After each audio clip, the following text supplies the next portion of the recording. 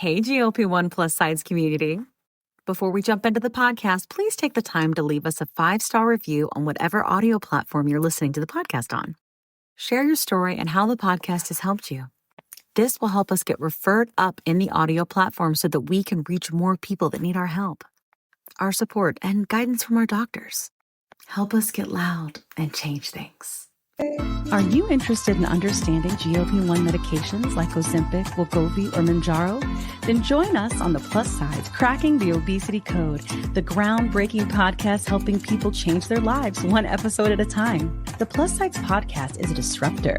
We're breaking down barriers, smashing stereotypes, and sharing inspiring stories that'll leave you feeling informed and empowered. Join us every week to learn from doctors who are specialists around GLP-1 medications like Ozempic, wegovy, or Mounjaro.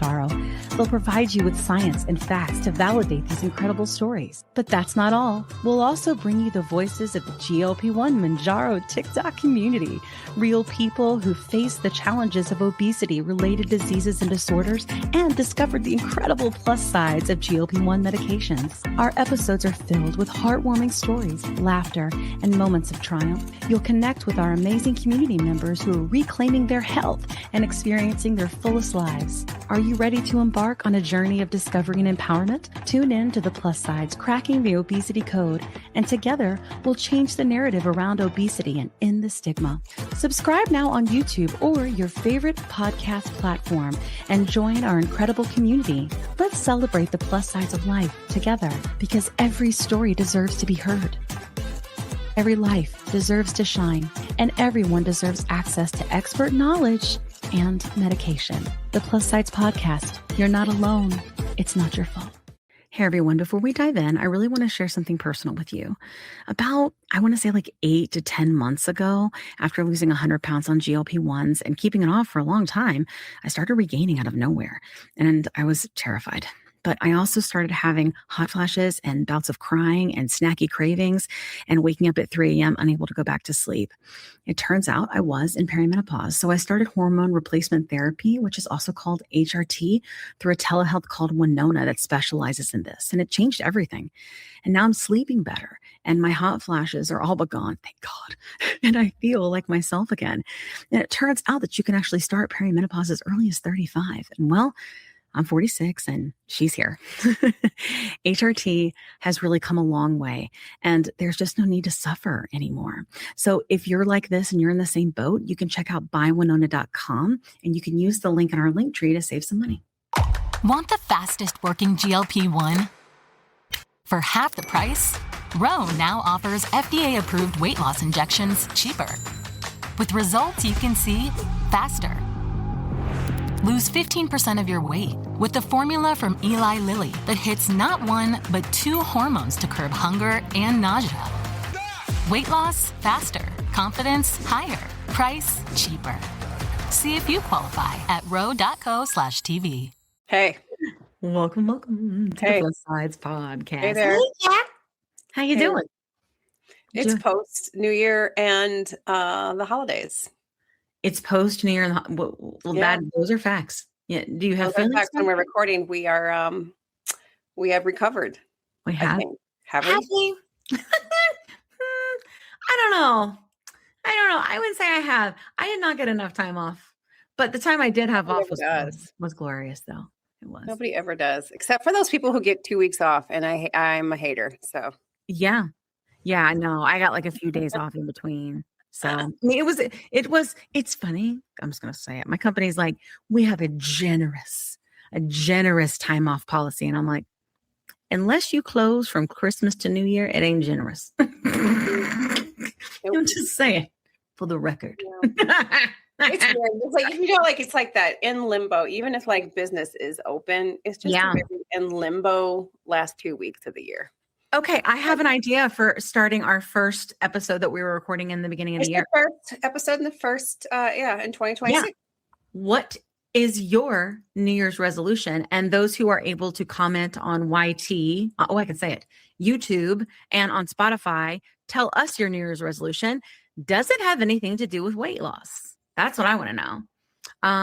Kat, what about you? I get away from New Year's resolutions. I just want to get back into normally scheduled programming. So, no more gratuitous wine nights, no more gratuitous wine and cheese nights. Oh, I know. Jesus, I say gratuitous kind of lightly. I still have. Oh, and it is dry white wine January, not dry January for me. That's but anyway, okay. Yeah, I guess I'm just looking forward to getting back on schedule. Yeah. I do have like some goals, but they're not really like resolutions. Okay. Yeah. All right. I like goals. Yeah. Goals like a regular resolution. Personal and professional goals. And I also like goals around for this house. And we need to do some things. I need to pimp out my house. Pimp your house. The backyard right now. We're gonna start the backyard. Yeah. My New Year's resolution, I don't really know what it is, to be honest. I haven't really thought about it. Last year was the first year in my entire young adult life that my New Year's resolution was not to lose more weight. I have a goal for you. That was crazy. What's the goal? I have an idea. What? So I bought Kim a pair of Brooks sneakers for Christmas this year. Oh, yeah. Because Kim is dabbling into running. I am. It's crazy. Although I have been really bad since John got sick. FYI, John got sick. And was in and out of the hospital. And but we got her. Yeah. But Kat got me running shoes for Christmas. Kim has been running in Crocs. I have. But it's, what's great about running? And we have the running episode we did. What's great about running is you feel like a kid. Like you feel free and kind of like stupid and like young. It's I'm glad you like it. I mean, it hurts. Because I'm in a big I can't run. And I don't say that I can't run anymore. I always pull a hip muscle when I run. That's why I cycle. Okay, we're very squirrely right now. Okay, no. So my goal for you, I think I'm going to register you in a. That is squirrely. I got Dolly Parton's lipstick. I am. Look at her Dolly Parton lipstick. Quick plug for Dolly. Look, I got. I mean, who doesn't love Dolly? Because she is a delight, just like my sweatshirt. She is a fucking delight. I'm going to register you for a 5K. That's what I'll do. And I'll walk jogging. And I will tell you. You what? Would you do couch to 5K with me? I would. I'll see how I can. I will have to go to a chiropractor a couple times a week. My hip flexors. I'm trying to. That's a good goal for 26 to strengthen my hip flexors. Okay, well, that's our goal. All right, listen. Our goal this year is couch to 5K and to do a 5K together. Join us. Everybody out there. Put it in the comments. All right, we've gone 4 minutes with our ranting. That's okay. Let's tell people who we are. All right, for those of you that are regulars and you don't want to hear this nonsense, this is your cue to fast forward. I don't want to hear no complaints. Zip it. All right. If you're not new here, okay. So my name is Kim and this is Kat and this is the Plus Size Podcast. And we are a podcast that focuses on healthcare advocacy, but we focus a lot on metabolic disease. So obesity, type 2 diabetes, PCOS, insulin resistance, kind of anything in that vein. You know what I mean? We also talk about HRT because a lot of our listeners are in a certain time of their life. Kat and I are on HRT and it's a big deal. Because perimenopause is a bitch. Okay. And so that's what we talk about here. We interview people from our community that treat their obesity in various ways. It could be surgery plus GLP-1s. It could be not surgery. It could be contrave. It could be lots of different things. But we try to focus on bringing a lot of education and advocacy to this area. Kat and I are advocates. Like we go to the Hill and speak with lawmakers because we want to change things. So one of our slogans of this podcast is let's get loud and change things. It's not just getting loud, right? It's getting out from behind the camera, showing up, being in the room where decisions are being made, even though it's hard, So that is what we do. I've been on GLP-1s for 3.5 years. I've lost 110 pounds. I've gained back 10. I'm still on it. I have completely changed my life. I don't want to say my lifestyle. I've just changed my life. And it's because I think I just got to a place of healing, like physically, that allowed me to get to a place to heal mentally and then further physically, if that makes sense. So it's been life-changing for me. And when the food noise turned off for me for the first time, I thought I was having a stroke. But then when I realized that's not what was going on, I said that I needed to learn everything about what was going on with my body. And then I needed to tell everyone, because the first thing I realized once I came out of that haze really was that it couldn't be my fault. It's not possible. And not if this was the thing, right? It couldn't be. And so that's what this podcast is. You're not alone. It's not your fault. And we're so glad to have you here. All right, Kat, who are you? What you do? Why are you here? What you going? Which way you going? Which way you going? Which going? Which is?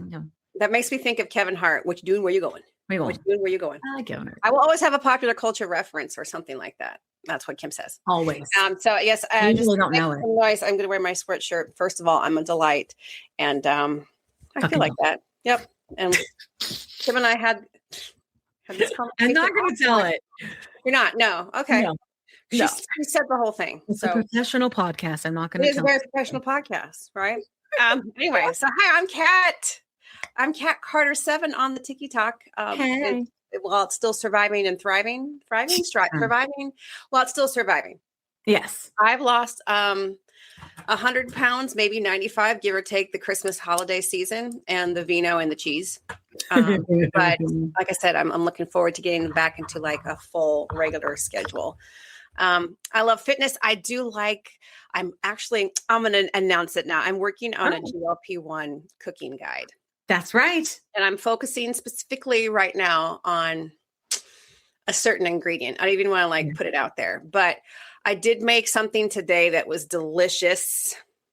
Yeah. Some chili cheese fries, air fried French fries, turkey, chili, and the special ingredient. A nacho cheese protein thing. Yeah. Very, very high protein. Damn, that sounds great. That, I'll be right over. I worked on today. And it was a good lunch, Straight up though, straight up, Kat is a cook. She could cook her face off. She could bake, she can cook. I like to go to her house and sleep over and eat food and drink wine. I'm not gonna lie. It's a good time. All right. What we do at the house. That's what we do. So Kat and I have both struggled just real quick, with obesity since we were young. Yep. Always struggled. We were both very active, just in different ways. But we just did ultimately we are who we are. And we talk a lot about that. So if you're on this journey, you're new here. I want to say something to you that before we get started, which is that truthfully and honestly, you can only do so much. This is a disease. Now you can try to do a lot and you can go afar, right? You really can. There's lots of things that you can do to get further. But I just think that the way the algorithm works, unlike with podcasts, right, is that people think that they're going to be in a skinny body. And when they don't hit that skinny body, they think they've done something wrong. And there is science behind why you are not. And so I want to make sure that Kat and I talk about that because we still live in big bodies. Kat's a 12, I'm a 14. We're not small, Fabulous. So, yeah. So we talk about now, there are plenty of people that do, but most people don't. Mm-hmm. So just, give yourself grace and let's learn. That was a long ass intro. We usually have it to 3 minutes. We have a lot of information to cover. We're doing resolutions, So we have a lot of information to cover and join us. Stay tuned for a C to 5K adventure. Yes. Oh my God. That's going to be really fun. Let's track it on. Let's track it on Instagram. We will. Let's follow us on Instagram right quick. Okay. We'll put it in. It's linked. We'll put it in the notes. Yeah, it's in the notes. Okay, cool. All right. So today we are going to talk about this topic, but we're also going to be talking about men's health because we think it's really important. One thing when Dr. Kessler came on our show, so he's the former FDA commissioner under Clinton and Bush, and he came on our show to talk about obesity and GLP-1s. And I thought that he made a really good point because he goes, here's the thing, the men are dying sooner. And that's true. The men are dying in their 50s and there's reasons for that. And I want to make sure that we kind of shed some light on that today and talk about what that is and see what it is that we can do. So that's what our episode's going to be about today. And who knows where the winds will take us because this is already kind of crazy. Because I'm tired as hell. All right. Community guest first, doctor second. Community guest, I'm going to invite him in now. Hi, AJ. Hi, AJ. And before we get into it, because AJ and I are both. You're in Omaha, Nebraska right now, right? And I'm from Omaha. Omaha.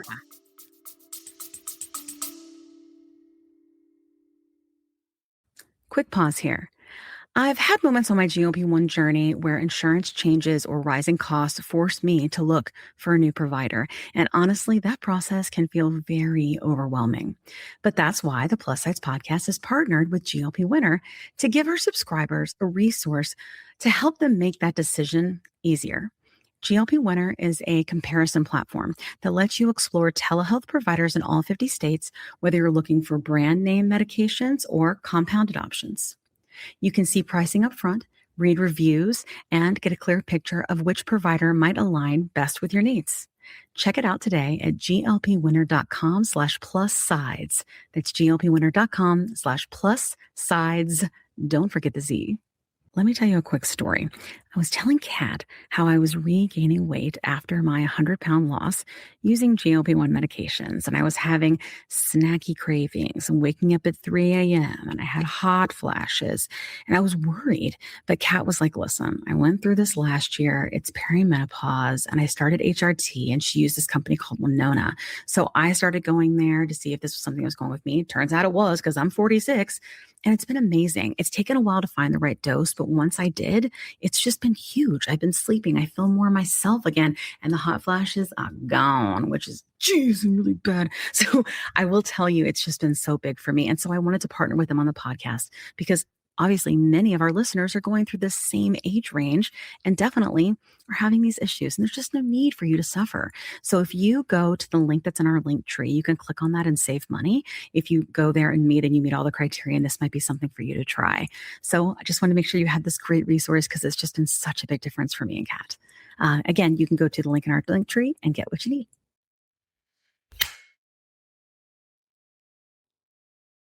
"20 seconds a week to lose 20% of your weight in a year with diet and exercise. That's the power of GLP-1s through Ro. Ro helps find the medication that's right for you, based on cost, availability, and your weight loss goals. Losing weight with GLP-1s is possible through Ro.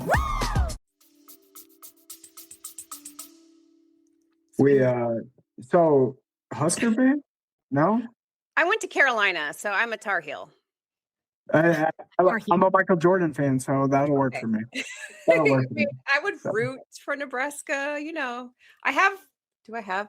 Oh yeah, I did. I bring home sweatshirts and stuff for the hubs. I have my Nebraska mugs and stuff like that. So yeah. Do you say, here's the real question. When you say Mounjaro, do you say Mounjaro or do you say it like Kat says it? Kat, say it real quick.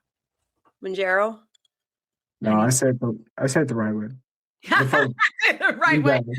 Having an accent in Nebraska, it's not as like the accent is not as like Wisconsin-y as people may think. Yeah, no, I think we're pretty Midwest, like Kansas, Missouri would be probably closer to our accent. Iowa, maybe. So, yep. Yeah. My husband's from Columbia, Missouri. He just says Mounjaro too. Anyway, but Kat has been saying it since the beginning, and it just became. I grew up in South Dakota too, so maybe that's where it came from. I don't know. Who knows?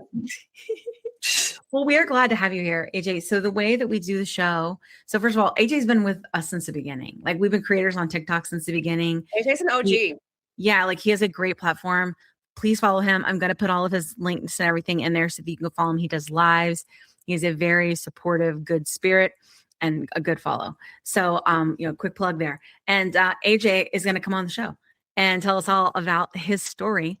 And what we do is we go on mute so that because Kat and I are like chatty Cathys, and so we tend to interrupt. And then we'll be on here 2.5 hours, and we don't want that. So we're going to go on mute, and then we'll come off when it's time for like discussion and questions. Sound good? Okay, so I'm just going to tell my story, and you guys are going to be cool. Yeah. Okay. If you get hung up, I'm really good at it. Take care of you, but I'm not Well, going to leave. My wife's sick of hearing it, but I'm really good at it. So, yeah. Tell us a story. We're going to go on mute. You tell me all the things, everything you want to say it. Okay, so like both of you said, I've been in a bigger body my whole life. I remember being, junior high school, being over 200 pounds, 7th grade, over 300 pounds at points in high school. But I was always active, so I always played football. I wrestled. I played other sports. And, we played basketball outside. I was always a pretty active kid, but I was always big. And so going through life, I always felt out of place. I never felt like I fit in. But even though crazy things going on in my life, like, I was prom king. So I always fit in. I just always fit in as the fat friend, basically. So I always had a lot of friends, always had, never had any problem with that. Never had any like really good luck with the girls until I met my wife, thank God. Because if it wasn't for her, I'd been in trouble. So shout out to my wife of 20 years. And we met very at a very young age, but by the time that I had met her, I had finally had a job and I was eating pretty much McDonald's or Burger King or Taco Bell pretty much twice a day, if not 3 times a day. I was eating out of control at certain points because when I was younger, we had a lot of food scared. Scared. We didn't have a lot of food. We were on food stamps. My parents did the best they could, but my dad didn't leave my mom till we were in like 3rd grade. But I remember times when it was just me, my mom, and my two of my brothers that we didn't have food at points. We didn't, we weren't really sure where the next meal was coming from. Luckily, my grandparents helped out where they could, and it's just part of the journey. So I think at a very young age, I was always thinking about food. I was always constantly thinking, okay, I need to eat as much as I can because if I don't, then I don't know if I'm going to get better food. And so, um, growing up, I think when I met my wife, I was about 350 pounds. And so from high school to about 21, I was 350 pounds. Uh, so then my wife being also in a bigger body, she, we bonded over food. That was me and her thing. We would eat, um, you know, out fast food all the time, and then we started having kids, and we had full time jobs, and so I would say about 2010, I was like, all right, I need to figure something out. I was probably four something, four early fours, like 410, 420, somewhere in there. 'Cause I remember being like, oh, I need to, and so I lost 100 pounds, and then like everything, I was in the gym all the time. I was spending so much time in the gym. I worked out, worked my butt off, and I was on the treadmill like probably an hour a night. I would do weights for an hour a night. I would spend so much time in the gym, and and then as soon as I stopped, it come right back on. If not, and then 10 or 20 more pounds. So I went through that cycle. I ended up from 2010 to about 2017, I lost 100 pounds 3 times and gained it back. And so lost it, gained it back, lost it, gained it back. And you would think I would be sick of that cycle. So 2017 comes around, uh, my mom passes away. And I remember being at a funeral, being so uncomfortable. And I was like, all right, my mom was 57 and she had her health issues, not like she was obese or anything like that, but she had other health issues that she didn't take care of. She basically didn't take care of herself. So I was like, I need to start taking care of myself. But the way I did it is I went so psycho about what I was eating and or not eating and going to the gym, spending so much time in the gym and lifting weights and doing this and doing that. I had spent it, my journey was never about getting healthy. It was about just getting to a smaller body. So, but I went and got on the scale after she had passed away, and I was 492 pounds. And I was like, all right, I got so I got down to like 320. And I don't know what happened at 320. I know, like, I remember the weekend. I remember like everything about it. It was my brother's wedding. I went and ate Taco Bell. I I was like, I can start eating a little bit differently now. I don't have to be so crazy. And then it was like that. I was back up again. I was, over 400 pounds. I was like, so, and here's kind of where here's where the dramatics. So I apologize, guys, but um, so it was 4 years ago now. Around Thanksgiving, I'm 466 pounds. My mobility is starting to get worse and worse. I'm starting to get up in it, and my right shoulder's hurt. I have like a pinched nerve, and it's going all the way into my fingers. Like I was like, man, this is weird. So I go to a chiropractor. And he's like, yeah, I can fix it, no problem. He does all the X-rays, and I when he was adjusting me, he broke my neck. So, and it wasn't like a boom, and I couldn't walk.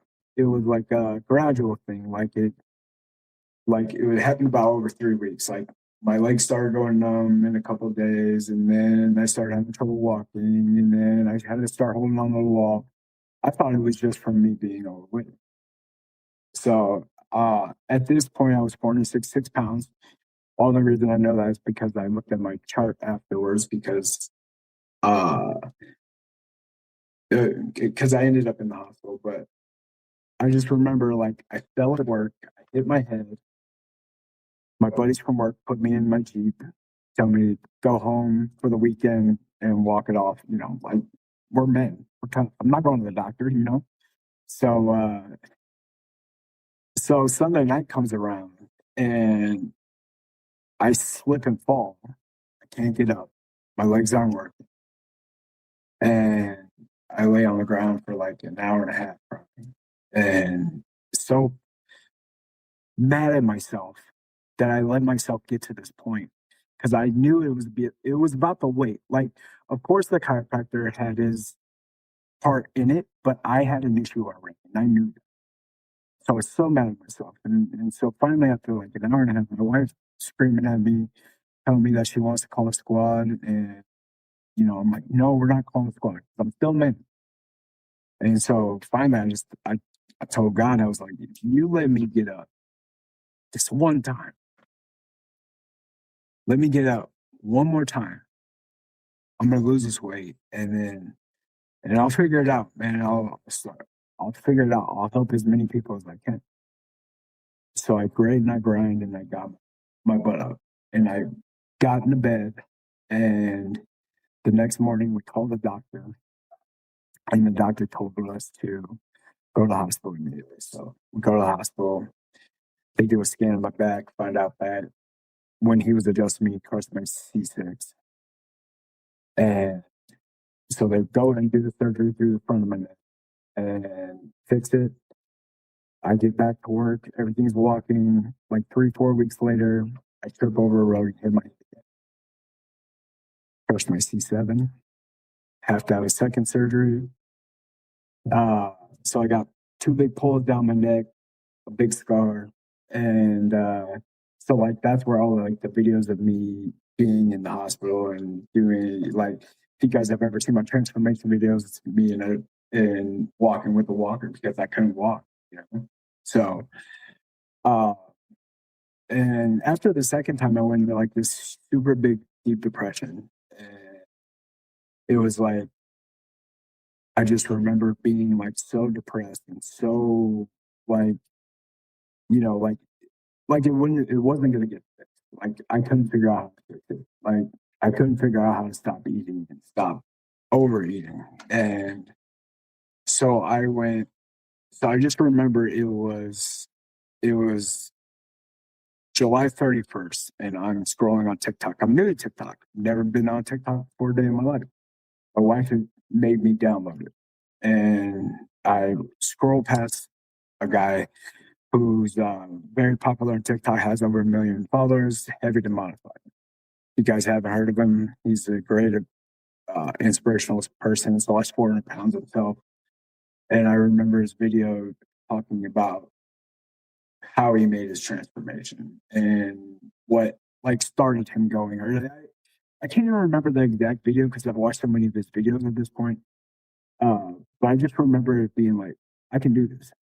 So the next day I go to the gym, start working out again. And I'm like, all right, I gotta figure this out. So I'm gonna go to the doctor, I'm gonna do this, I'm gonna do that. I'm gonna figure it all out. Food, whatever, I gotta figure it out. So a week later I started posting on TikTok. And at this point, my wife had tried to get me on Ozempic, but my doctor originally wouldn't put me on it. He was pushing bariatric, and I didn't want to do bariatric at the time because I'm a man. I could do it myself. and which, looking back, I probably should have. But then, so I got a new doctor that I felt like listened to me, which shout out to my new doctor. She listened to me perfectly. Like, she would listen to what I would say. But I walked in, I started talking to her. I'm like, hey, I don't know if you've heard of these new drugs. I don't even know what they're called. I was like, but they help you with weight loss. It's for diabetes, yada, yada, yada. And she's like, yeah, no, there's a savings card that we can get you on a savings card because my insurance wasn't going to cover it. And we can get you going. And I was like, cool. So, and I was thinking like the savings card was going to last for forever, by the way, in my head, because I thought that's how that worked. Like, you get a savings card, you get prescriptions. Like, come on, like, we're still hoping for that. We're still hoping for that, right? Right. Hey, if it comes back to $25, man, I will. Yeah, because that's how much I paid for like. So I don't know what happened with my insurance, but the OG savings card, as we called it, stopped in like January that year. Like, and so, but my insurance gave it to me for $25 through that whole next year. So like a year and a half, I got it. I wasn't going to tell them that they were wrong. I just kept on going, so, which is probably mean of me, but I watched a lot of TikToks where people were like, I'm not having, and I wasn't trying to go without my medicine because it was working so well. But so I started Mounjaro in September. And I also, at the same time, started working out with a personal trainer. His name's Big Kent. Shout out to Big Kent. And he helped me learn how to eat the correct way. And so I'm like, I guess I didn't realize like how much I was eating like 10,000 calories a day. And in my head, not understanding calories and not getting it, I didn't understand. So my first meal plan that he put me on and helped me with, it's 4,000 calories, but it's very clean eating. But there's no way you can overeat on this 4,000 calorie going from 10,000. Technically, I'm in a calorie deficit, so I'm losing weight fast. I'm losing 8 to 10 pounds a week. I think the first 2 months, I lost 72 pounds on it. I think it was, and that was so first dose 2.5, second dose 5, and then the third month I went to 7.5, and then I did that for the rest of my journey until maintenance. And then maintenance I got to 10, and I stopped at 10. So I did that. I think it took me 13 months to get into maintenance. So it was 238 pounds I lost. I think it was, 238 pounds I lost. I got down to 228, but I felt kind of weak, kind of like I wasn't strong enough to do a lot of the things that I wanted to do. So I was like, I got to put on some more muscle. I got to stop losing weight and focus on just gaining as much muscle as possible. So I did that. I went up to, so I stay around 250 now. And I try to stay in that range. I try to give myself 5 pounds one way, 5 pounds the other. And I try to stay in that range. But I did really well. I went and I won a transformation body show. And it's been over a year now, which was pretty cool, which I'm pretty sure I'm probably the first person to be on Mounjaro and do that. And yeah, it was really cool to do that. And I spent a lot of time in the gym, but I've always loved the gym. So it was never about not loving the gym or not liking working out or liking to do that stuff. It's just, it was always about the food. And finally having that noise gone for a while, it finally let me focus on like actually figuring out what I need to eat, what I need to do with my body. And so, and Kat, if you want a recipe for your book, broccoli, rice, and chicken is kind of my go-to. Which is very boring, but it works. So. Really? Well, you can always season it. It's salt and pepper. The key is your seasoning, right? Do you cook your rice in like broth? Nope. Just jazz and rice, just in the microwave. I'm probably the most boringest person when it comes to food. Like I've simplified everything. I'm probably the worst at that sort of stuff. But simply making it simple and doing it makes it so easy for me. Like boom, boom, boom, boom, boom. So. And you don't feel like deprived, like when you do it that way? I'm just curious. Like, no, honestly, I like eating the way I do now. So I stay around like 2,200 calories now. Mm-hmm. And that's about my maintenance with like working out and stuff. Mm-hmm. But I have weeks that I still go up to like 3,000 calories and then I go back down. So I do like yogurt and stuff. I eat. I just, I try to keep my weight at a minimum. I just know when to go up and down, and I don't go way down and I don't go way up anymore. Yeah. So, yeah. I think like something someone said once to me was maintenance. Like our bodies are not static, right?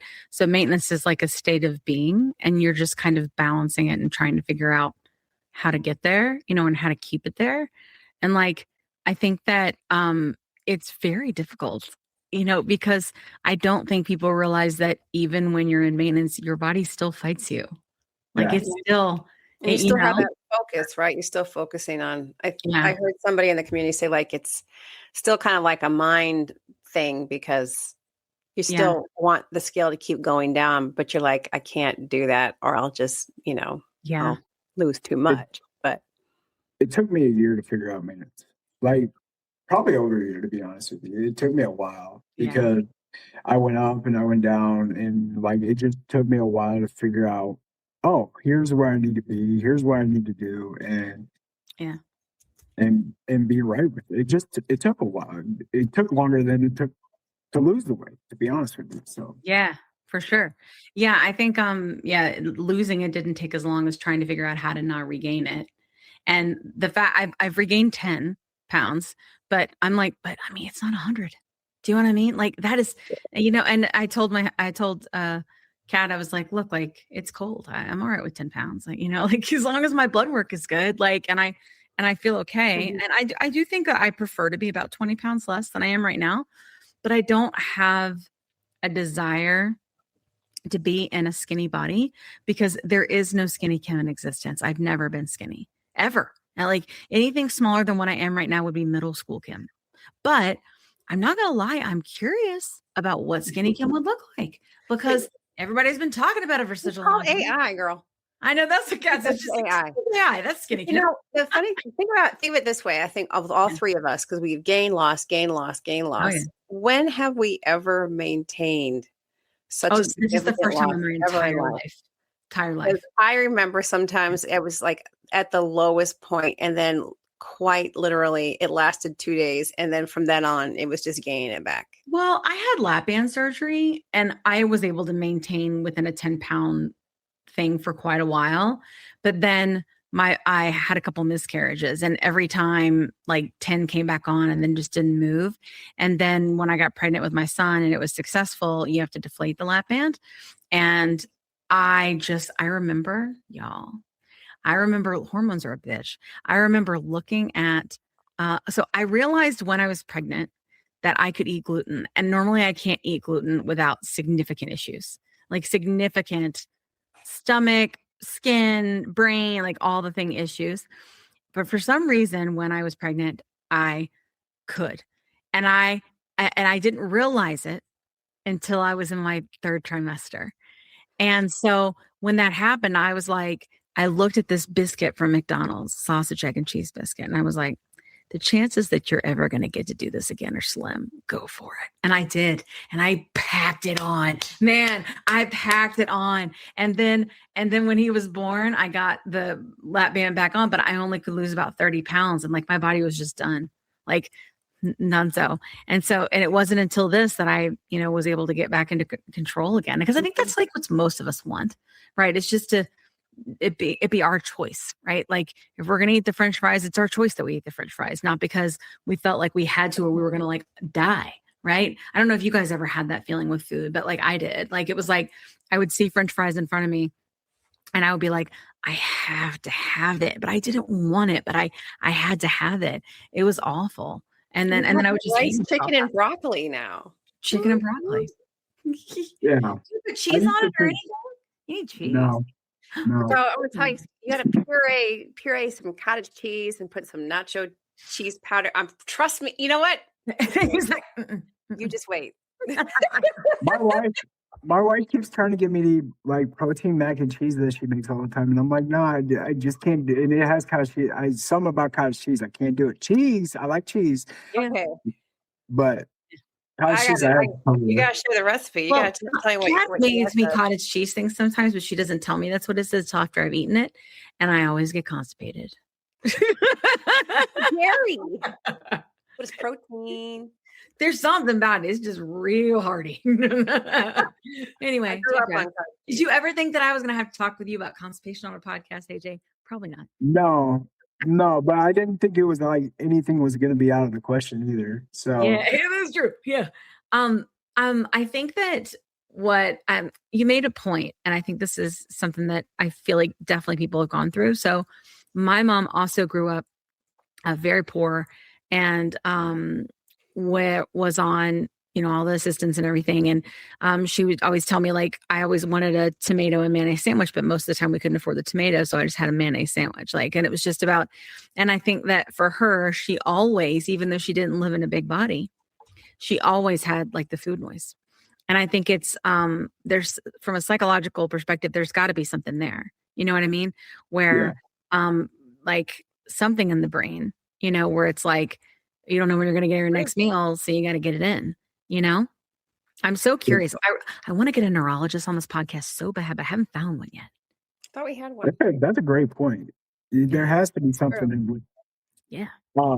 My mom did like a popcorn diet in the 80s where all she ate was that popcorn. was popular. Yeah. And so she lost some weight in the 80s doing that. And I remember it being at a very young age, remembering her doing that. Yeah.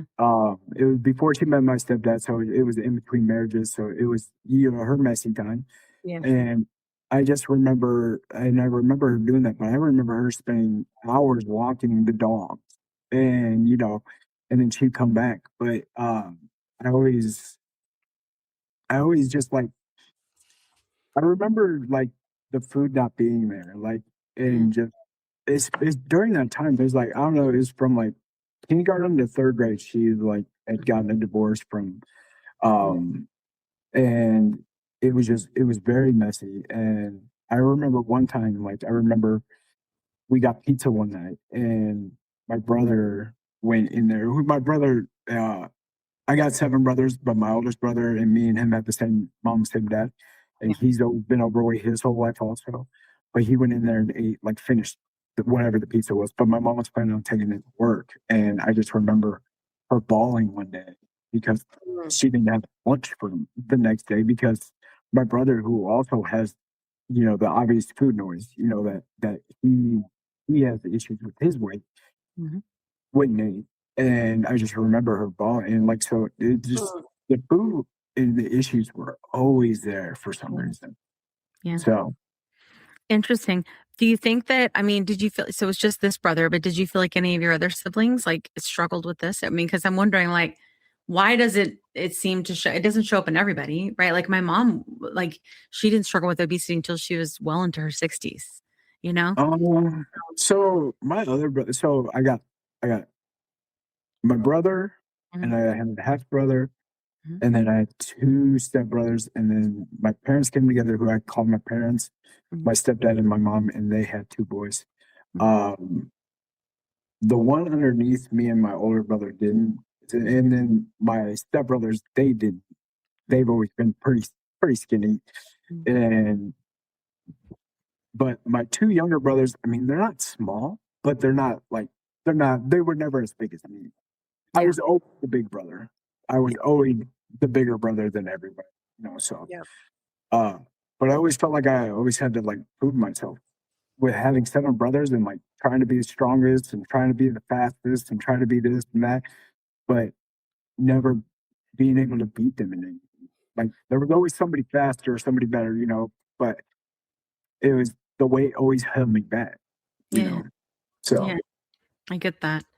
Yeah, I think it's something to think about as we go through, I think, this journey of seeing like different things that contribute. And whenever the doctors say like obesity is multifactorial and it's really complicated, like this is just another layer of complexity around it, like why our brain responds the way that it does, during, I think, these things. And the one thing I'll tell you is like, we've been going to Obesity Week and being able to do the advocacy work that we've been doing. And like it has been incredibly kind of insane and almost makes me a little mad sometimes. But like ultimately what the doctors and the scientists have said that I've met with that are experts in this area are like the size that you're going to be, like the just how you are, like that's genetic.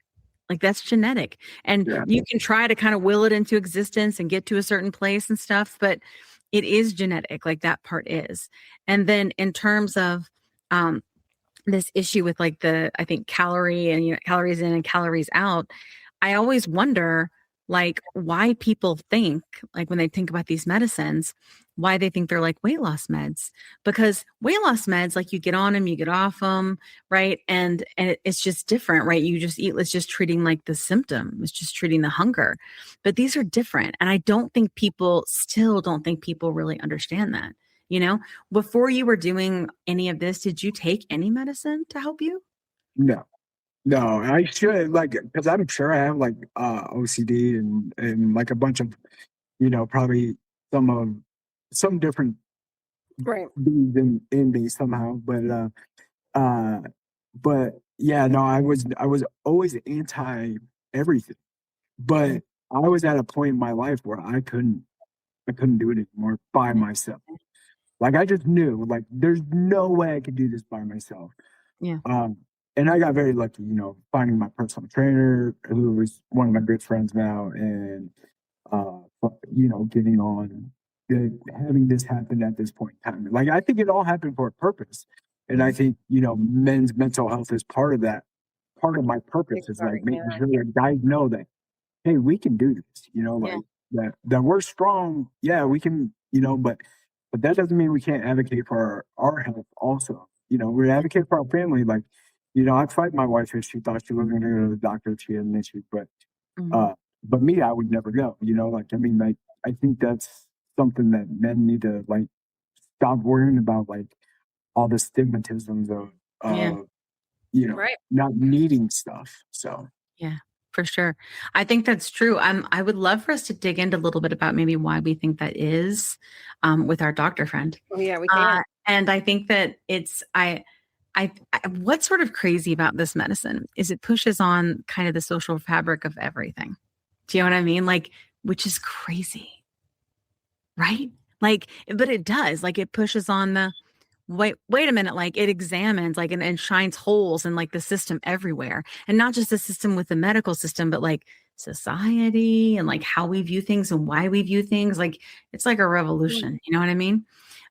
So I think that we should talk about that, because I know I have mostly female listeners. I have male listeners too.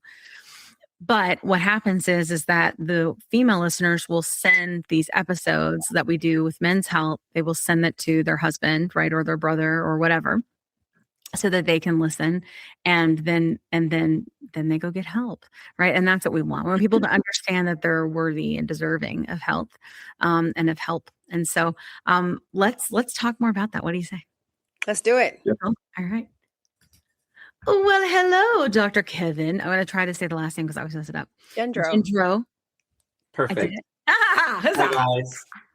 Dr. Rentia was on and I said her name. I go, Dr. Matea Rentia. She's like, oh, perfecto. I was like, oh, she's so nice. Yes. Yes. We're so glad to have you. Hi, welcome in. Thank you for having me. I appreciate it. So how we start like every episode is we ask our guests who they are and how they help people. So we'd like to give you the floor to explain that for us, please. Great. So my name is Dr. Kevin Gendro. I am a full-time board-certified obesity medicine doctor. I work in Massachusetts. Why I do this work and how I help people is because I kind of have skin in the game. So I myself used to weigh 306 pounds. I had type 2 diabetes. I had obstructive sleep apnea with a CPAP machine. I had high cholesterol, high blood pressure, fatty liver disease, plantar fasciitis, depression, the whole nine. A lot of the stuff that I help my patients now and treat patients for now. This was 10 years ago. And so in 2016, I was a primary care doctor with all of these, comorbidities and dealing with living life in a bigger body. And at that time, my sister was diagnosed with a terminal form of ovarian cancer, which sort of inspired me to want to be the best version of myself. She has 2 young children, and at the time of her diagnosis, they were 2 and 6, my niece and nephew. And so my grief and my love for my sister and her kids basically motivated me to want to be the best version of myself. So I lost 125 pounds at that time and decided to slowly transition from full-time primary care physician who was not practicing what I preach into full-time weight loss doctor. And the way to do that in this field is to become board certified by the American Board of Obesity Medicine. So I did that, and now I am the physician lead of a medical weight loss practice. We have a team, a nurse practitioner, a nurse, medical assistant, dietitian, and we have a panel of over 3,000 patients.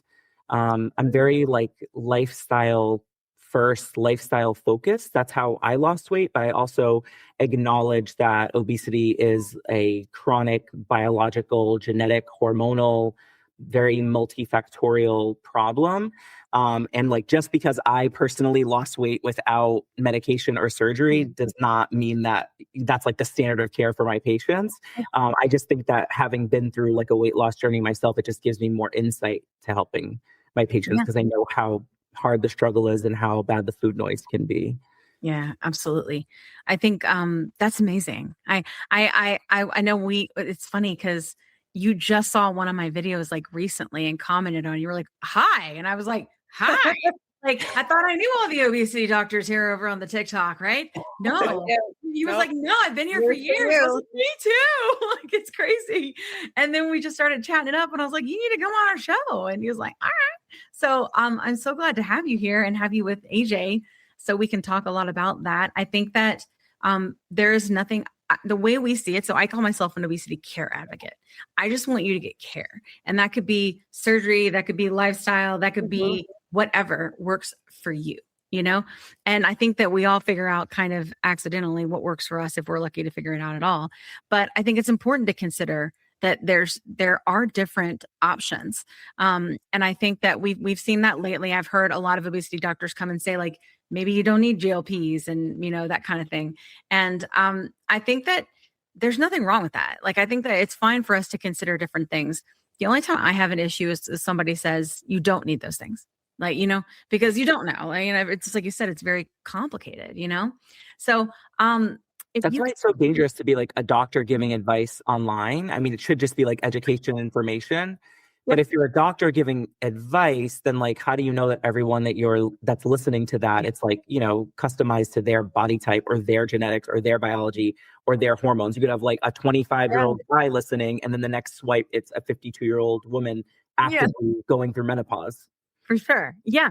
I mean, there's just so many different things I think that come into play here. And for me, I think because I always had obesity, right? I mean, for as long as I was 8 with food noise, And I think people like that. And then there's people who get in the obese category later in life, or maybe they get it earlier in life and are able to kind of thwart that, and I think there's something to be said for that. And I'm not sure if we actually know the answer yet as to like, if it's kind of preventable or not. Right. Like I think that's what's cool about our show is we have like, I mean, people say get a second opinion. Like we have lots of opinions here. Mm-hmm. The only thing that I will say that I feel like rings true for every doctor that has an opinion on here that is an obesity specialist or an endocrinologist is that your weight is genetic. Like, and like it in terms, and not saying that you have to be fat, but like just saying like it's predetermined, like the size human that you're going to be. And that for sure weight is regulated in the brain. Those are the like two things that everybody agrees on. There are other things around that, right? Because it's multifactorial and very complicated. But that's that. I would say those are like the two main things. What do you think about that?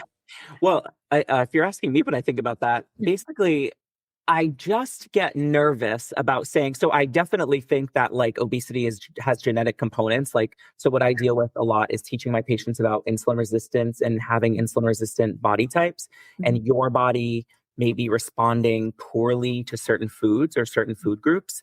Like people who are insulin resistant, people who struggle with their weight tend to look at a cookie and gain 5 pounds. That's crazy. Whereas like there's insulin sensitive body types who are born in such a way that they could eat an entire box of Oreos and they'll still have a 6-pack at the end. Mm-hmm. So like there's definitely a genetic component or genetic predisposition. The only thing I don't like about that is I'm like the forever optimist, and I don't want people to think like their destiny is to be, everyone in my family's big, so I will be too. Everyone in my family has had bariatric surgery, so I will too. And it's like, wait a second, we have tools to combat this. It doesn't just have to be your destiny to forever be 300 plus pounds or 400 plus pounds. So that's the only like caveat I have to that statement is like, I don't like it to sound defeatist. Like your weight is predetermined, period. It's like you have all of these factors that are not in your favor, like being female, being 50 plus, maybe having given birth to 3 kids, because that pregnancy in and of itself worsens insulin resistance. So we just have to like, it's like more and more things that we have to combat, but it's not like a destiny kind of thing. Like I think that makes total sense. I mean, I think I've heard some doctors say like, not necessarily that you have the obesity gene, right? And that is what it is, because that's different, right? But that just in general, your weight in general, like the stat that I've been given from doctors is about 70% of your weight is determined, right, by genetic factors, right? Whatever those are, like not obesity, but again, I hear that you can tell me you disagree. That's what the show was for. Like we want people like, I just don't even know if I could put a percentage on it because I'm not quite sure. It seems like some people lifestyle factors work better than others. And a lot of times lifestyle changes work for so long and then kind of stop working. Like the same thing inside, you yo-yo up and down enough times that like, why is it that the same thing that I'm doing now is not working anymore? I yo-yoed a lot with my weight loss, but it was always like the same 25 pounds. So like I still had over 100 pounds to lose, and I would like join Weight Watchers and lose 20 pounds and then gain it back. And so it was just like the same 25 pounds. And then it was really only that one time that I lost like 125, but it's definitely something that I forever have to deal with. I mean, it's like a choice choices that I'm making, lots of little choices every day to kind of stay on track, acknowledge the body type that I have and that I'm built differently than other people who can, like, eat whatever the hell they want and stay skinny. Right. Yeah, those bitches. That's sometimes I have patients, so 83 to 87% of my patients are women, but I do take care of 15 to up to 20% of men that I see in a day. And a lot of times my female patients will bring in their significant others. Yeah. And the male spouse will like try to interject and be like, what can you do for me? I need help gaining weight. Get out. Get out. I don't know how to help anybody gain weight. Goodbye. Like I'm here to help your wife. I don't know. Like you complaining to me about how you can't put on. Oh, I feel so bad for you. I know it's hard, right? You're like, I get out. Like, and that's something I say too a lot is like, I'm like, there are people, we know people Like if you just want to even understand, I think the spectrum of all this, right? We know people that can eat like trash pandas and never gain a pound, right? But people really struggle thinking the opposite is true, you know? And I wonder, like, why do you think that is? There's also, I think maybe you made me think of this. If you're provoking this thought, Kim. Provoking. You know how like when it's like socially acceptable to be a very small person and have engorge yourself on all this food in front of everybody, and it's hilarious, it's funny, it's great. But if you have a heavy person do the same thing, you're disgusting, you're gross. It's that's social thing. Social got any opinions? I think it's like social currency, right? Yeah, it's sad. I mean, we see that kind of every day. Like there's creators that come across my FYP who are kind of, it's not even like mukbang. Like they're not on there to engorge themselves with food. It's literally just like what I eat in a day. And the comments are, because they're someone living in a bigger body, the comments are just like nasty. And you can tell the caloric intake is like pretty much in the normal range, and what they're choosing is like pretty solid square meals, and they're kind of just eating from all the normal food groups that they think they're supposed to eat from, but the comments are just filled with hate. And then we have like, you know, people like Courtney Cook, who is like someone that's living in a smaller body. I love her, right? I love her, but like zero hate comments. Doesn't matter how much she eats, doesn't matter how many calories she consumes.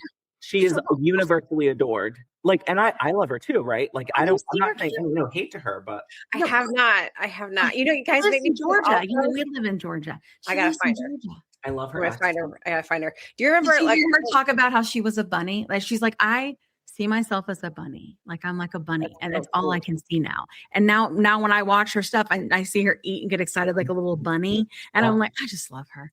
But you're right. Like if Courtney Cook were 100 pounds more, living in a bigger body, I feel like many people would still love her. The first comment would be like, do you know how much sugar is in a sweet potato? Yeah. Do you know macros? You know, like it would be like that. Hey, Plus Siders, we're so glad that you were able to tune in for part 1 of the episode. Part 2 will be posted next week. We look forward to seeing you then. Have a great week. And remember, you're not alone. It's not your fault. Let me tell you a quick story. I was telling Kat how I was regaining weight after my 100-pound loss using GLP-1 medications, and I was having snacky cravings and waking up at 3 a.m. and I had hot flashes, and I was worried. But Kat was like, listen, I went through this last year. It's perimenopause, and I started HRT, and she used this company called Winona. So I started going there to see if this was something that was going with me. Turns out it was, because I'm 46. And it's been amazing. It's taken a while to find the right dose, but once I did, it's just been huge. I've been sleeping. I feel more myself again. And the hot flashes are gone, which is, really bad. So I will tell you, it's just been so big for me. And so I wanted to partner with them on the podcast because obviously many of our listeners are going through the same age range and definitely are having these issues. And there's just no need for you to suffer. So if you go to the link that's in our link tree, you can click on that and save money. If you go there and you meet all the criteria, this might be something for you to try. So I just want to make sure you had this great resource because it's just been such a big difference for me and Kat. Again, you can go to the link in our link tree and get what you need. Today's episode is brought to you by Ro, a telehealth platform that's changing the game of GLP-1 access. What sets Ro apart? Ro understands the challenges of navigating insurance hurdles and the skyrocketing prices of GLP-1 medications. That's why they specialize in getting insurance approvals for GLP-1s. And if insurance is a barrier, they go a step further by prescribing brand name zepbound vials for prices close to those of compound GLP-1s. With Ro, you're not just getting a prescription, you're getting a partner in your journey that's helping you access affordable treatment and guiding you every step of the way. Whether it's insurance approvals or cost-effective alternatives, Ro is here to make sure that you get the medication you need. Visit ro.co/plussides with a Z today to see how they can help you take control of your weight management journey with affordable, accessible care. That's ro.co/plussides with a Z, making healthcare work for you.